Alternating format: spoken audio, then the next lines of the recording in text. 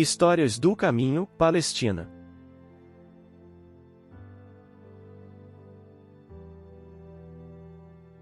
Evangelho de Mateus, capítulo 27, versículos 24, 25 e 26. Percebendo Pilatos que não conseguia demover o povo, mas, ao contrário, um princípio de tumulto já era visível, ordenou que lhe trouxessem água, lavou as mãos diante da multidão e exclamou: Estou inocente do sangue deste homem justo. Esta é uma questão vossa. E todo o povo respondeu: Caia sobre nossas cabeças o seu sangue, e sobre nossos filhos. Diante disso, Pilatos soltou-lhes Barrabás, mandou que Jesus fosse flagelado e o entregou para ser crucificado. Jesus é humilhado e agredido. As guerras e a falta de compreensão dos ensinamentos de Jesus sobre a paz. A região da Palestina e Oriente Médio fazem parte da história dos povos árabes, judeus e cristãos e marcou os caminhos por onde Jesus Cristo nasceu e viveu. Voltando à história, há cerca de 2000 anos, Jesus percorreu os lugares da chamada Terra Santa, deixando para toda a humanidade a mensagem de amor, esperança e fé. Ensinamentos valiosos para a paz no planeta que nada se assemelha ao cenário de conflitos, violência e destruição que marcam a realidade não apenas de países do Oriente Médio, mas de muitas outras regiões da Terra. Mas por que tantos ainda vivem em guerra? A triste realidade mostra que muitos ainda não compreenderam e estão muito distantes do sentimento de irmandade e amor que deveria unir judeus, muçulmanos, cristãos e pessoas de todas as religiões e nações. O que os imortais ensinam sobre as guerras e suas causas? Em resposta a esta indagação, o Livro dos Espíritos nos instrui. Questão 742. Que é o que impele o homem à guerra?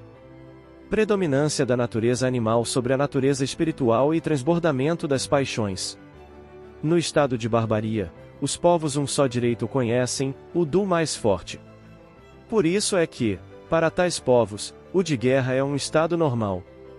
À medida que o homem progride, menos frequente se torna a guerra, porque ele lhe evita as causas. E, quando se torna necessária, sabe fazê-la com humanidade. Questão 743. Da face da terra, algum dia, a guerra desaparecerá? Sim, quando os homens compreenderem a justiça e praticarem a lei de Deus. Nessa época, todos os povos serão irmãos. Questão 744. Que objetivou a providência, tornando necessária a guerra? A liberdade e o progresso. Questão 744-A. Se a guerra deve ter por efeito o advento da liberdade, como pode frequentemente ter por objetivo e resultado a subjugação? Subjugação temporária, para pressionar os povos, a fim de fazê-los progredir mais depressa. Questão 745. Que se deve pensar daquele que suscita a guerra para proveito seu?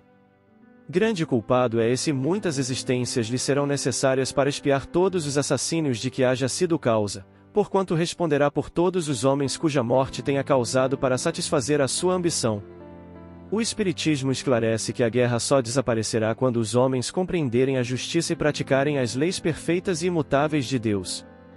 As guerras ainda acontecem em decorrência de vivermos em um planeta de provas e expiações.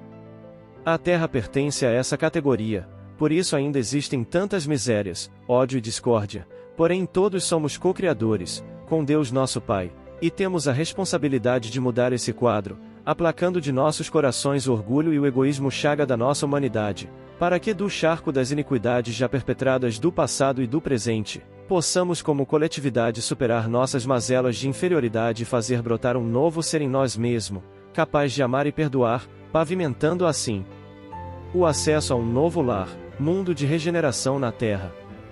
Sendo esse o objetivo da reencarnação, a evolução moral e intelectual do ser. Rumo aos paramos do infinito junto a Deus, todo amor, toda bondade, toda justiça e toda misericórdia. A transformação do planeta e o fim das guerras. Sinais dos tempos.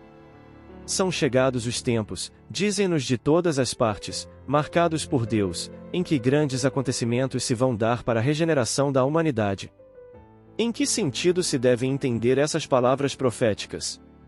Para os incrédulos, nenhuma importância tem, aos seus olhos, nada mais exprimem que uma crença pueril, sem fundamento. Para a maioria dos crentes, elas apresentam qualquer coisa de místico e de sobrenatural, parecendo-lhes prenunciadoras da subversão das leis da natureza. São igualmente errôneas ambas essas interpretações, a primeira, porque envolve uma negação da providência, a segunda, porque tais palavras não anunciam a perturbação das leis da natureza, mas o cumprimento dessas leis. Tudo na criação é harmonia, tudo revela uma previdência que não se desmente, nem nas menores, nem nas maiores coisas. Temos, pois, que afastar, desde logo, toda ideia de capricho, por inconciliável com a sabedoria divina. Em segundo lugar, se a nossa época está designada para a realização de certas coisas, é que estas têm uma razão de ser na marcha do conjunto. Isto posto, diremos que o nosso globo, como tudo que existe, está submetido à lei do progresso.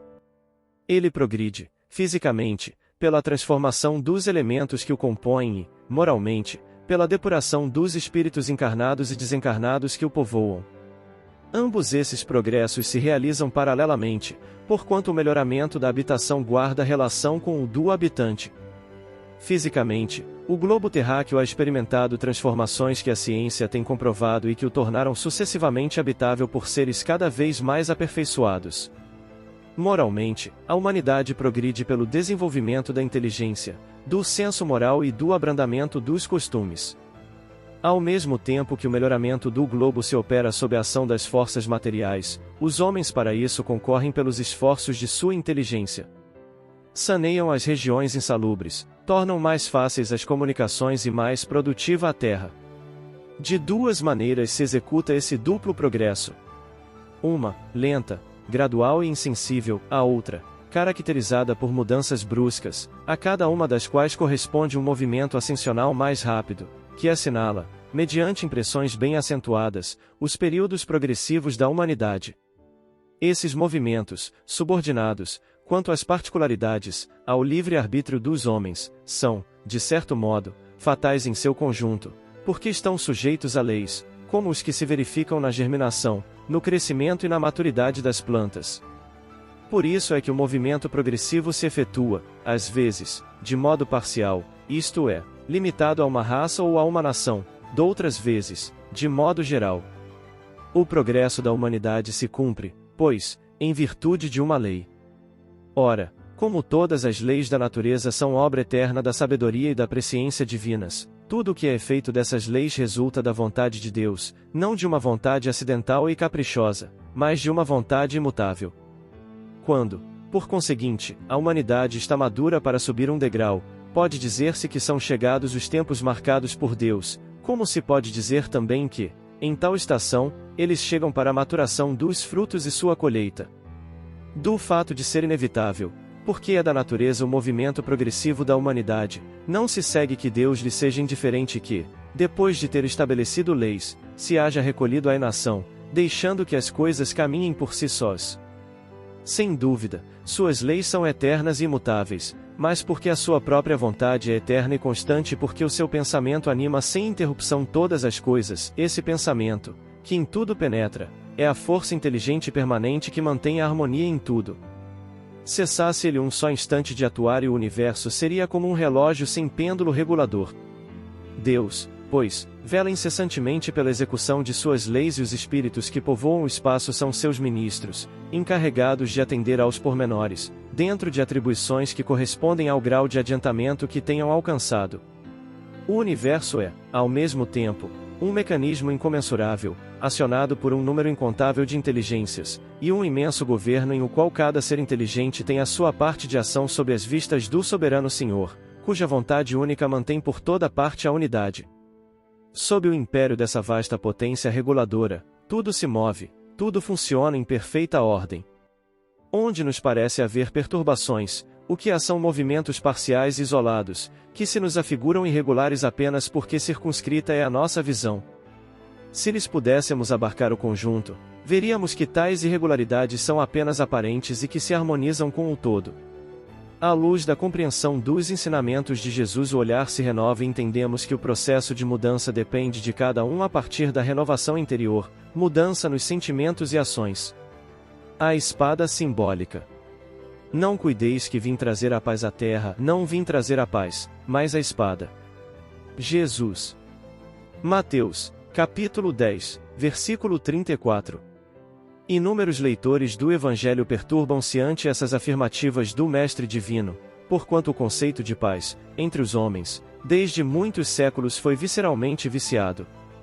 Na expressão comum, ter paz significa haver atingido garantias exteriores, dentro das quais possa o corpo vegetar sem cuidados, rodeando-se o homem de servidores, apodrecendo na ociosidade e ausentando-se dos movimentos da vida. Jesus não poderia endossar tranquilidade desse jaez, e, em contraposição ao falso princípio estabelecido no mundo, trouxe consigo a luta regeneradora, a espada simbólica do conhecimento interior pela revelação divina, a fim de que o homem inicie a batalha do aperfeiçoamento em si mesmo. O Mestre veio instalar o combate da redenção sobre a terra. Desde o seu ensinamento primeiro, foi formada a frente da batalha sem sangue, destinada à iluminação do caminho humano. E ele mesmo foi o primeiro a inaugurar o testemunho pelos sacrifícios supremos. Há quase 20 séculos vive a Terra sob esses impulsos renovadores, e ai daqueles que dormem, estranhos ao processo santificante. Buscar a mentirosa paz da ociosidade é desviar-se da luz, fugindo à vida e precipitando à morte. No entanto, Jesus é também chamado o Príncipe da Paz. Sim, na verdade o Cristo trouxe ao mundo a espada renovadora da guerra contra o mal, constituindo em si mesmo a divina fonte de repouso aos corações que se unem ao seu amor. Esses, nas mais perigosas situações da terra, encontram, nele, a serenidade inalterável. É que Jesus começou o combate de salvação para a humanidade, representando, ao mesmo tempo, o sustentáculo da paz sublime para todos os homens bons e sinceros. Emanuel. Respingos históricos. A história da Palestina é, antes de tudo, a história de um povo sofredor em luta angustiante pela sobrevivência e a paz. Escravo por longos séculos de egípcios, babilônios e outros povos, mais de uma vez, após esforços ingentes e sanguinolentos, conseguiu a reorganização comunitária em regime teocrático, experimentando quase sempre aflições inomináveis, para perder a liberdade logo depois. Fazendo da defesa da fé espiritual a sua política e da religião o alicerce da vida nacional, viveu sempre em comunidade fechada sob a inspiração do monoteísmo, qual ilha num convulso oceano politeísta. Aproximadamente no ano 143 a.C., experimentando o jugo do Império Seleucida, que se encontrava, então, em lutas desenfreadas com partos, romanos, egípcios e outros povos, Simão Macabeu libertou a Judéia, fazendo-se eleger, de imediato, em Assembleia Popular, general e sumo sacerdote, função esta que ficaria retida por hereditariedade na sua família. Os Asmoneus.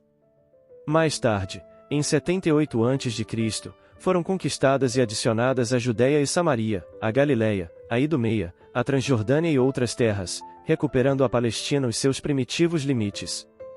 À medida, porém, que aumentavam as dimensões territoriais, diminuía o fervor religioso, enquanto o progresso grego era absorvido pela casa asmoniana que, então, passou a sofrer a mais severa restrição e desprezo da classe dos fariseus.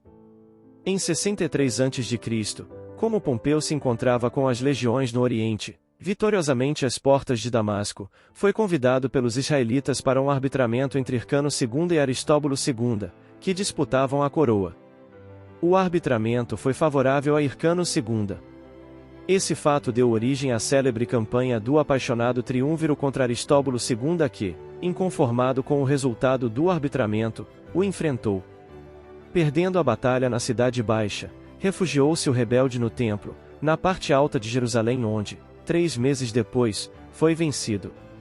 A vitória de Pompeu custou 12.000 judeus sacrificados e todas as terras dos Macabeus, que passaram a pertencer ao Império Romano. Depois da morte de Crasso, que saqueara a cidade em 34 a.C., Novo Levante foi afogado em sangue por Longino, que lhe sucedeu no governo da Síria, deportando cerca de 30.000 judeus, que ficaram reduzidos a ilotas. Com a morte de Antípater, os partos vitoriosos invadiram Jerusalém e fizeram seu títere Antígono, o último dos Macabeus. Ao mesmo tempo, em Roma, o segundo triunvirato se estabelecia, e Marco Antônio e Otávio, tendo nas mãos os destinos do império, nomearam Herodes, filho de Antípater, para cingir, então, a coroa de Davi, 40 a.C. Herodes, com mão de ferro, expulsou os partos, aprisionou Antígono e o entregou a Antônio para ser executado. Logo depois, para fazer-se temido e respeitado, mandou matar todos os judeus que haviam apoiado os invasores. O esplendor helenista atingiu, em Israel, o período áureo com Herodes. Surgiram cidades deslumbrantes, a escultura encontrou guarida em toda a parte. Jerusalém enriqueceu-se de monumentos e edifícios pomposos. Foram erguidos teatros e circo. Introduziram-se as competições de atletismo, os concursos musicais e as lutas de gladiadores. Em Cesareia foi construído um porto de mar e valiosas doações foram feitas a Biblo, Rhodes, Esparta, Atenas. Considerando o templo de Jerusalém construído por Zerubabel, sem o esplendor digno de Israel, mandou Herodes derrubá-lo e no seu lugar fez erguer outro maior e mais imponente. Dissoluto e ambicioso quanto inclemente, Herodes mandou matar quantos projetavam sua sombra sobre a coroa, não poupando a Aristóbulo, herdeiro legal do trono, acidentalmente morto num banho, nem a Mariamne, sua segunda esposa e neta de Hircano II, irmã, portanto, de Aristóbulo. Alguns dos próprios filhos, como Alexandre, pereceram nas mãos dos seus sicários, sendo que Antipater, considerado suspeito de conspiração, mandou prender indefinidamente. Afogou em sangue quantas conspirações foram ensaiadas e o cerco de espiões se fez tão severo que, certo dia, disfarçado no meio do povo, teria inquirido a um homem sobre o que pensava de Herodes, ao que este responderá: em Jerusalém até os corvos são da polícia. No ano 4 da nossa era, vitimado por hidropisia, febres e úlcera, desencarnou Herodes, ficando a casa de Israel, por testamento, dividida entre os 3 filhos. Herodes Filipe II, Herodes Antipas e Arquelau. Antes mesmo que se consumassem as exéquias no Herodium, já Arquelau, moço ambicioso, com 18 anos apenas, subjugava uma sedição, procurando logo depois, em Roma, o apoio de Augusto, para um governo soberano. Antipas, após algumas providências, igualmente viajou à Itália. Herodes Filipe II demandou a região norte e ali se estabeleceu com segurança. Roma, como sempre, através do imperador, escolheu a melhor política de que se utilizava entre os povos conquistados. As próprias disputas e lutas intestinas que os enfraqueciam. Arquelau foi feito etnarca da Judéia, Herodes Antipas e Herodes Filipe II, tetrarcas, cabendo ao primeiro as cidades de Gaulanítida, Traconítida, Bataneia e Paneias. E, ao segundo, a Galileia, a Pereia, onde ficavam as cidades de Nazaré, Esdrela. Herodes Filipe I, o primogênito, neto do sumo sacerdote pelo lado materno, fora radical e definitivamente deserdado. Tentou conseguir a mitra branca e o peitoral sagrado, demorando-se, no entanto, como simples sacerdote, enquanto a função ficou retida entre os seus tios-avós. O lago de Genezaré era nomeado pelos rabinos como o lugar que Elohim reservou para sua exclusiva satisfação, graças aos encantos de suas margens e às aragens frescas que espalhava. Era natural, pois, que os 2 tetrarcas aí disputassem a primazia para a cidade capital dos seus domínios. Mais poderoso em armas e dinheiro do que o seu irmão, Antipas aí mandou levantar a célebre Tiberíades, em homenagem ao imperador, num sítio onde existira anteriormente um cemitério, o que granjeou dos judeus a animosidade, que a taxavam de impura. Filipe transformou, da mesma forma, a antiga Pânias, aformoseando-a e enriquecendo-a e denominou-a de Cesareia de Filipe, situada na foz do Jordão com o lago, quase debruçada sobre as águas. Em Roma, depois de entrevistar-se com o imperador, Arquelau conseguiu a Samaria, a Idumeia e a Judéia, tendo Jerusalém como capital dos seus domínios, ficando melhormente aquinhoado. Como semelhasse ao genitor em crueldade e astúcia, aumentou os impostos, reconstruiu cidades com o suor e as lágrimas dos súditos. Não atendendo às reiteradas solicitações do povo para que diminuísse a opressão, arrebentou uma insurreição que foi afogada em sangue, crescendo o movimento interno, que passou a objetivar a dominação romana. Notificado o imperador por uma comissão de judeus prestigiosos, em Roma, da situação calamitosa em Jerusalém, caiu Arquelau em desgraça, sendo deposto por Augusto, que o obrigou a transferir residência para as Gálias, em Viena, sem ordem de afastar-se dali, ano 6 da nossa era. Para Jerusalém, foi nomeado, então, um procurador romano. Como, porém, continuasse a rebelião, os romanos agiram com impiedade, mandando crucificar 2.000 judeus, como coroamento das vitórias alcançadas. Jesus viveu a sua infância como súdito de Herodes Antipas. Ao início do seu ministério público, a Palestina se encontrava sob a fiscalização da Síria, cujo legado era Pomponio Flaco, e o procurador romano da Judéia era Pôncio Pilatos, o quinto na série de sucessão. Do seu palácio em Cesareia Marítima, o procurador tudo dominava desde Dom a Betabé. Sob a opressão, Israel apresentava 3 classes sociais distintas, que se diferenciavam social, política e religiosamente, admitindo diversas seitas outras, entre as quais distinguiu-se pela austeridade dos costumes dos seus membros, cordura e fraternidade, a dos essênios, que tinha por norma o preceito: o que é meu é teu. Governado pelo Conselho dos Anciãos que, constituído por 72 membros, entre os quais o sumo sacerdote, legislava sobre a vida e a morte dos súditos. Os saduceus, Radoquim, nome derivado de Zadok, seu líder e fundador da classe, constituíam a aristocracia feudal, encarregada dos ministérios religiosos, e zelosos observadores da aplicação rigorosa dos códigos da Tora ou lei. Invariavelmente ricos, fruíam de consideração e destaque. Os fariseus, perushim, separados, eram considerados independentes economicamente e constituíam a classe média, criam-se mais judeus que os judeus, sendo os continuadores da severa exigência ortodoxa, na prática religiosa, inicialmente instituída pelos macabeus. O povo, em Haaretz, pessoas da terra, resultado da fusão entre mendigos, tecelões, trabalhadores braçais, artesãos de todas as procedências e pequenos agricultores, reduzidos à extrema miséria pelos impostos exagerados, constituía o denominado proletariado, como, em Roma, eram chamados os proletários. Este, o povo, era odiado pelas outras classes, sendo que o em Haaretz, detestado, era mesmo perseguido e desdenhado. Sem qualquer direito, estigmatizado pelo ódio generalizado, os em Haaretz que enchiam os campos e as cidades, Jerusalém rivalizava com Roma, no que diz respeito aos sem trabalho, com a agravante de que em Roma estes recebiam o pão e circo propiciados pelo imperador, que assim os entretinha e alimentava, se uniram num partido. O dos fanáticos, que mais tarde se dividiu em zelotes e siquidrios que, insurretos, perseguiam os próprios judeus simpatizantes dos romanos, aos quais apunhalavam, às vezes, na praça pública. Espalhando o terror, conclamavam a rebelião, destruindo, em consequência, aldeias e povoados que se negavam a segui-los. Os fariseus, por comodidade, procuravam unir-se aparentemente aos romanos, embora os detestassem, e, por sua vez, fossem detestados. Roma, através dos seus diversos procuradores, insistia em colocar no Templo de Jerusalém os símbolos do seu poder. A águia dominadora ou a estátua do imperador, motivando reações sangrentas.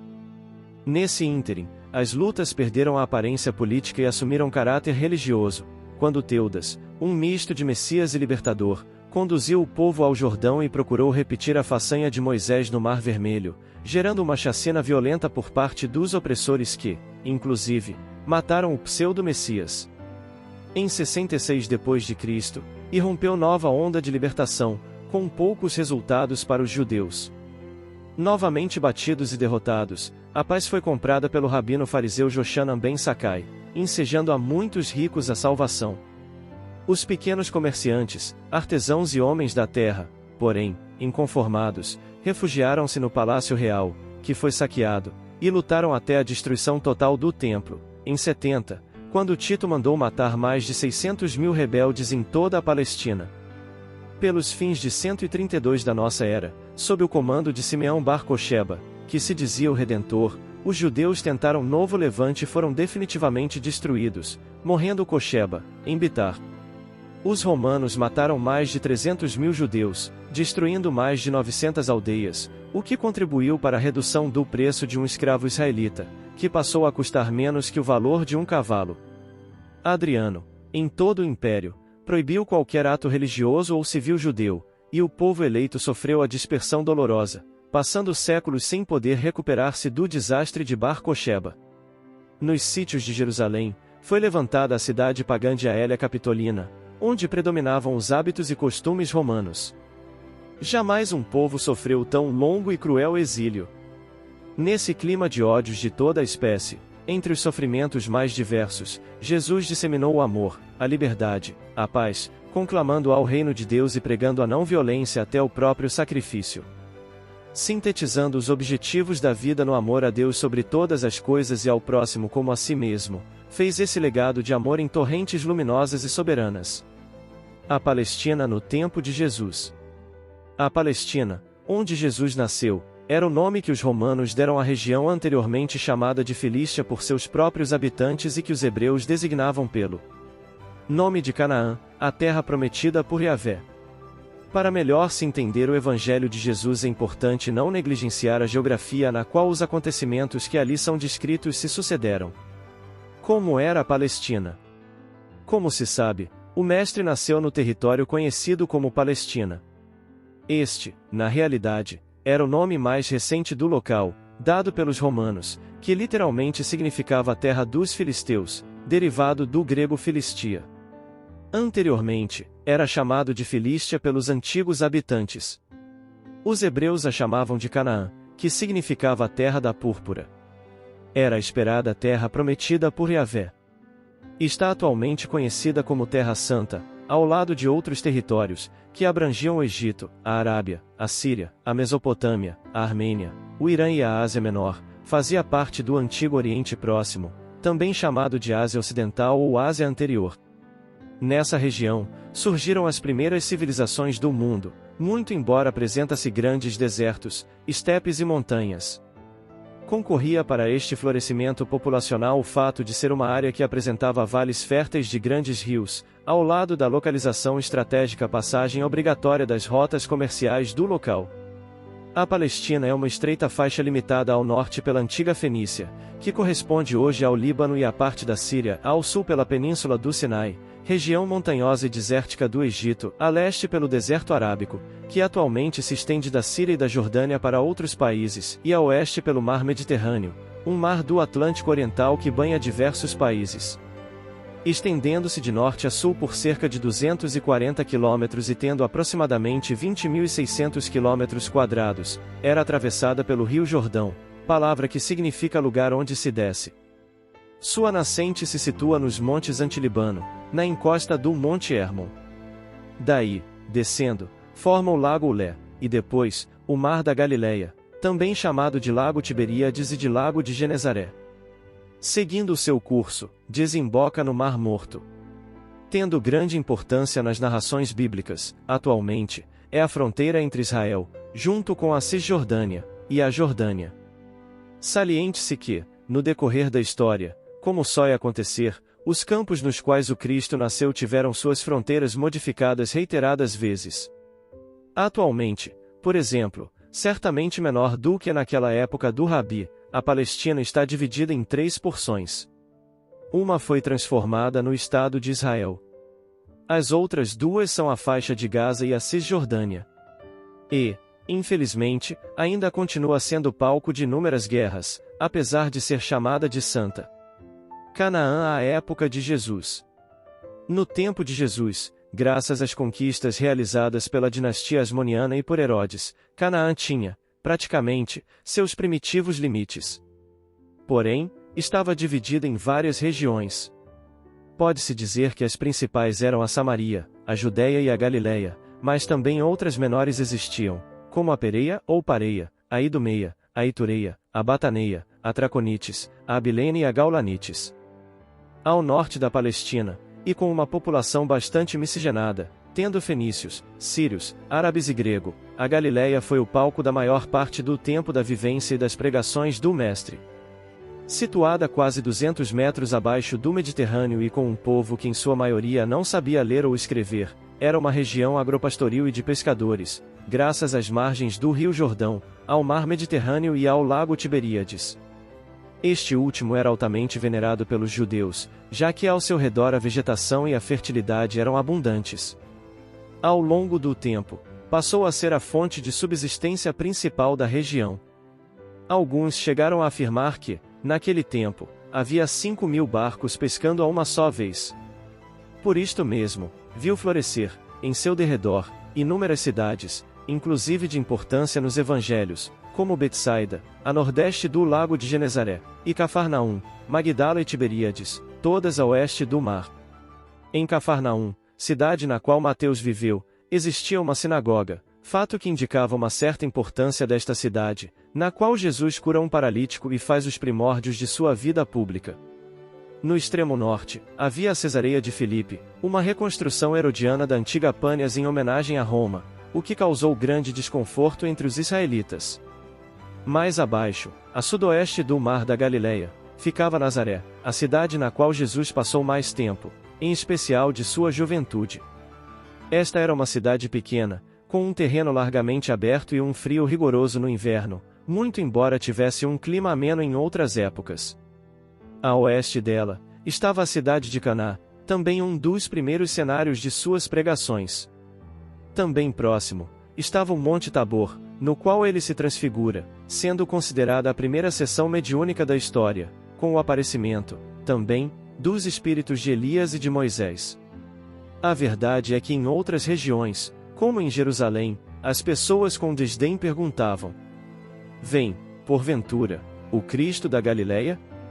Ou ainda, poderá sair coisa boa de Nazaré? Entretanto, apesar de um povo simples, segundo muitos, até hoje a hospitalidade e generosidade são marcas das pessoas do local. Betânia foi visitada várias vezes por Jesus. Já ao sul da Terra Prometida, em área montanhosa, a Judéia era o centro do poderio econômico.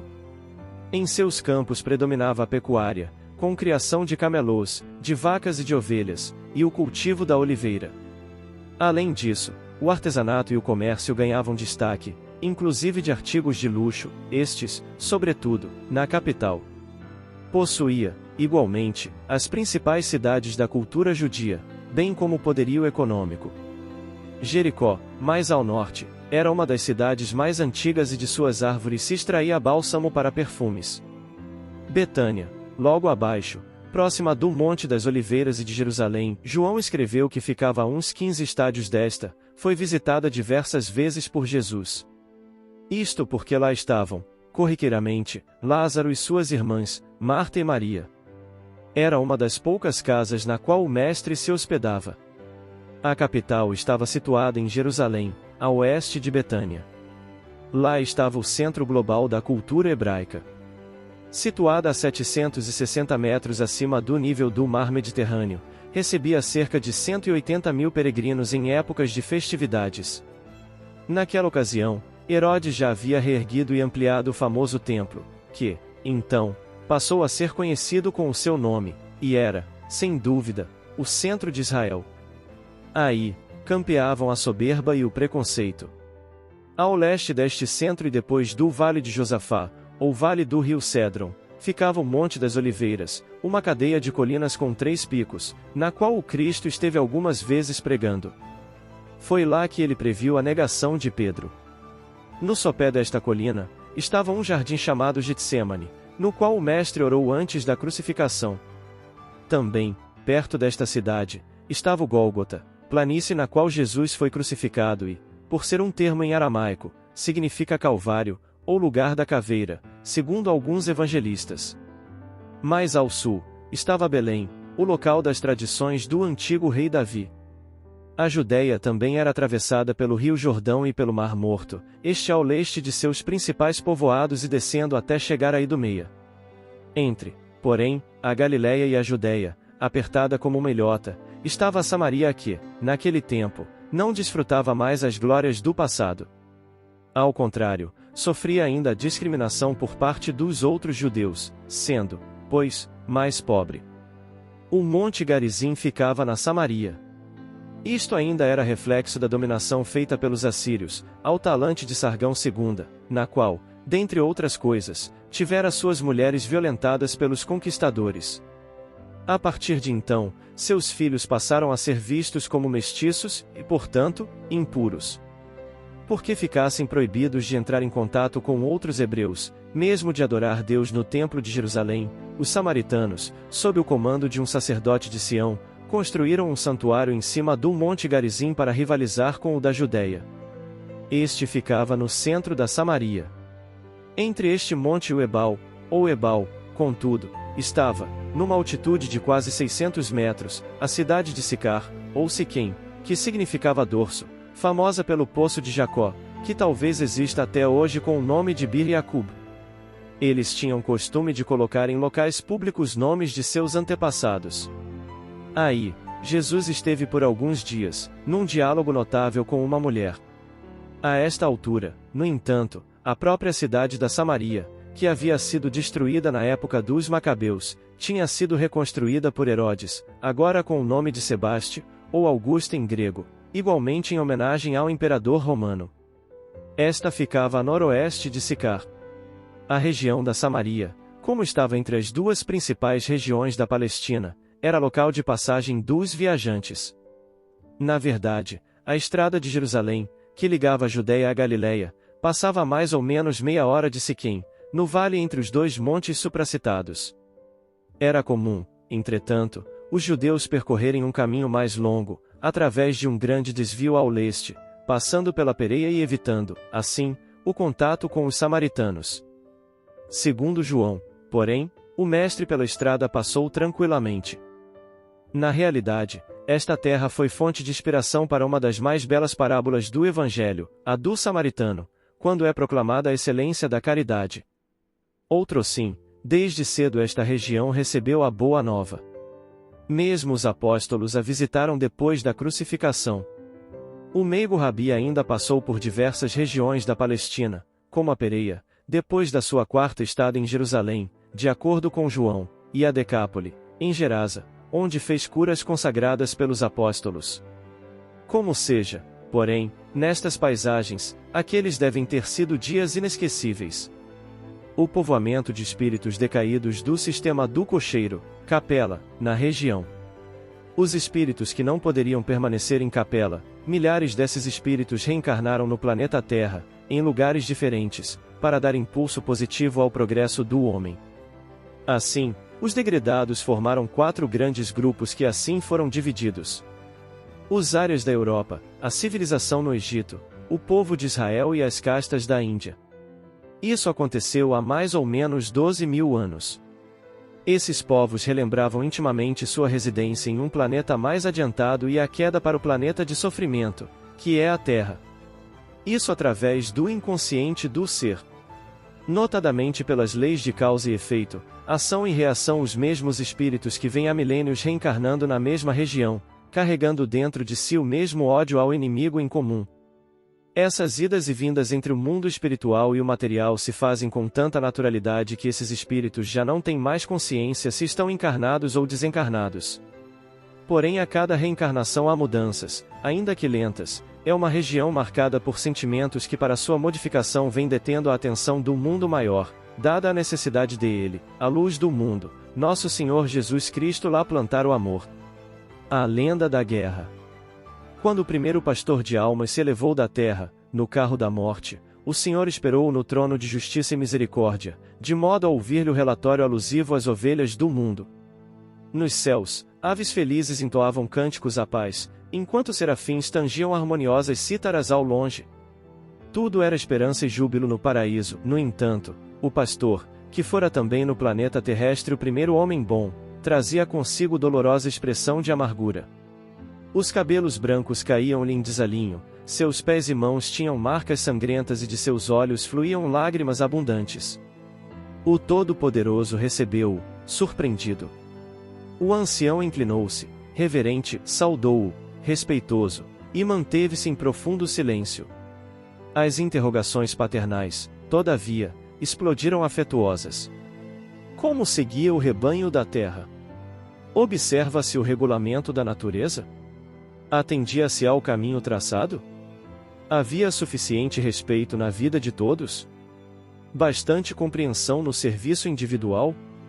Conforme o desdobramento dos negócios terrestres, abriria novos horizontes ao progresso dos homens. O dever bem vivido conferiria mais extenso direito às criaturas. O velhinho, contudo, ouvia e chorava. Mais austeramente inquirido, respondeu, soluçando: Ai de mim, Senhor! As ovelhas que me confiastes, segundo me parece, trazem corações de animais cruéis. A maioria tem gestos de lobos, algumas revelam a dureza do tigre e outras a peçonha de víboras ingratas. Ó! Ó! Gritos de admiração partiam de todos os lados. De fisionomia severa, embora serena, o Senhor perguntou: Não têm as ovelhas a dádiva do corpo para o sublime aprendizado na escola terrestre? Sim, suspirou o ancião, mas desprezam-no e insultam-no, todos os dias, através do relaxamento e da viciação. Não possuem a casa, o ninho doce que lhes dei, mas fazem do campo doméstico verdadeiro reduto de hostilidades cordiais, no qual se combatem mutuamente, à distância do entendimento e do perdão. Não guardam a bênção do parentesco entre si. Transformam os elos consanguíneos em teias grossas de egoísmo, dentro das quais se encarceram. E os filhinhos? Não conservam o sorriso das crianças? Convertem as ovelhinhas em pequenos demônios de vaidade, que perturbam todo o rebanho no curso do tempo. A pátria? Não lhes concedi o grande lar para a expansão coletiva? Cristalizam a ideia de pátria em absurdo propósito de dominação, espalhando em seu nome a miséria e a morte. E o amor? Determinei que o amor lhes constituísse sagrada lâmpada no caminho da vida. Perfeitamente, prosseguiu o pastor, desalentado, entretanto, o amor para eles representa a máquina de gozar na esfera física, quando levemente contrariados em seus jogos de ilusão, odeiam e ferem. A verdade? Tornou o Senhor, compassivo. Somente acreditam nela e aceitam-na, se os seus interesses imediatos, mesmo quando criminosos, não são prejudicados. E não te ouvem os ensinos, inspirados por meu coração? O velhinho sorriu pela primeira vez, em meio da infinita amargura a lhe transparecer do rosto, e acentuou: De modo algum. Recebem-me com indisfarçável sarcasmo. Preferem aprender em queda espetacular no despenhadeiro, que ouvir minha voz. Mas, não combinam entre si, quanto aos interesses de todos. Não. Muita vez se mordem uns aos outros. Não estabelecem acordos pacíficos com os vizinhos? Intensificam as discórdias, atiram pedras ao próximo e o crime costuma ser o juiz de suas disputas. Todavia, continuou o misericordioso, e a natureza que os cerca? Porventura, não lhes falam ao coração a claridade do sol, a bênção do ar, a bondade da água, a carícia do vento, a cooperação dos animais, a proteção do arvoredo, o perfume das flores, a sabedoria da semente e a dádiva dos frutos? Infelizmente, esclareceu o ancião, vagueiam como cegos e surdos, ante o concerto harmonioso de vossas graças, e oprimem a natureza simbolizando os gênios do mal, destruidores e despóticos. E a morte? Indagou o Altíssimo, não temem a justiça do fim? Parecem ignorá-la, peregrinam na crosta do planeta como duendes loucos, embriagados de ilusão, indiferentes ao vosso amor, endurecidos para com a vossa orientação, despreocupados de vossa justiça. Nesse momento, o Senhor Todo-Poderoso mostrou-se igualmente entristecido. Após meditar alguns minutos, falou ao pastor em pranto: Não chores, nem te desesperes. Volta à terra e retoma o teu trabalho. Outros companheiros contribuirão em teu ministério, encaminhando, corrigindo, refazendo e amando em meu nome. Alguém, contudo, estará presente no mundo, colaborando contigo e com os demais para que as minhas ovelhas infelizes compreendam a estrada do aprisco pela dor.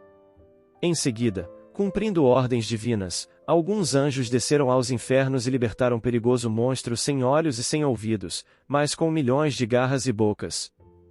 Foi então que, desde esse dia, o monstro cego e surdo da guerra acompanha os pastores do bem, a fim de exterminar, em tormentas de suor e lágrimas, tudo o que, na terra, constitua obra de vaidade e orgulho, egoísmo e tirania dos homens, contrários aos sublimes desígnios de Deus. Irmão X. Humberto de Campos. Comentários finais. Todos nós, na condição de filhos de Deus, temos a responsabilidade de corrigir nossas imperfeições. Tudo o que fazemos gera consequências, e muitas vezes desejamos a felicidade. E felicidade é mesmo que a qualquer custo. A pergunta que fica: quantas lágrimas de dor vai custar ao próximo a nossa felicidade? Se vai custar lágrimas ao próximo, estamos, portanto, buscando a felicidade egoística, aquela que gera necessidades de reajuste em vida futura. Hoje opressor, amanhã oprimido. Como vimos a dura situação da Palestina, essa relação de infelicidade pode se demorar indefinidamente, jornadeando a mágoa e a tristeza ao longo de milênios. Até que o espírito arrependido de verdade implora a Deus nosso Pai, o bálsamo curativo, o remédio, que Ele, infinita perfeição, nos envia a dor como amargo remédio. A partir daí desejamos não mais sofrer, começamos a mudança. Essa mudança desconstrói o ser tirânico que já habitou em nossas ações, até que aprendemos a amar.